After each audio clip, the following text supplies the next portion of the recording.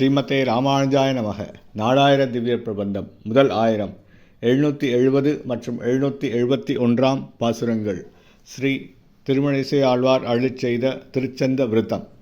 770 பாசுரம். புள்ளதாகி வேத நான்கு மோதினாய் அதன்றியும் புள்ளின்வாய் பிளந்து புட்கொடி பிடித்த பின்னரும் புள்ளையூர்தி யாதலால் தென்கொல்மின் மின்கொள் நேமியாய் புள்ளின் மெய்ப்பகை கடல் கிடத்தல் காதலித்ததை. மின்னிக்கொண்டிருக்கும் திருவாழி ஆழ்வானை கை கொடுக்கின்ற எம்பெருமானே, அன்னப்பறவையாக அவதரித்து 4 வேதங்களையும் உபதேசித்தருளினாய். அதன்றியும் பகாசுரன் என்பவன் பறவை வடிவில் வந்தபோது அதன் வாயை கிழித்து அழித்தாய்.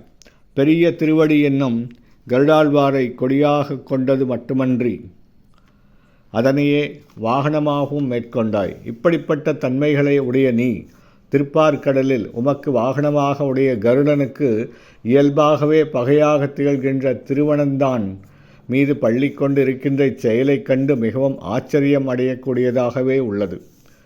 771 பாசுரம். கூச்சம் ஒன்றும் இன்றி மாசுனம் படுத்து வேலை நீர் பேச நின்ற தேவர் வந்து பாட முன் கிடந்ததும் பாசம் நின்ற நீரில் வாழும் ஆமையான கேசவா ஏசவன்று நீ கிடந்தவாறு கூறு தேரவே.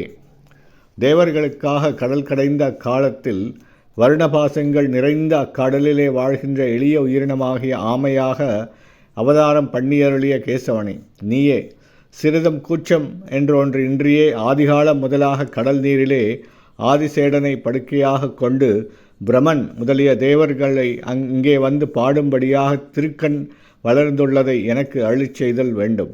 உன்னை ஆமையானவன் என்று அறிவற்றவர் ஏசும்படியாக மந்திரமலையை தன் முதுகில் தாங்கி நீ கடலடியில் ஆமையாய் கிடந்த நீர்மைத்தன்மைக்கும் ஆதிசேடன் மீது பள்ளி கொண்ட மேன்மைக்கும் உள்ள இவ் அருங்குணங்களைப் பற்றி அடியேன் நன்று அறியும்படி அருளிச் செய்ய வேண்டும்.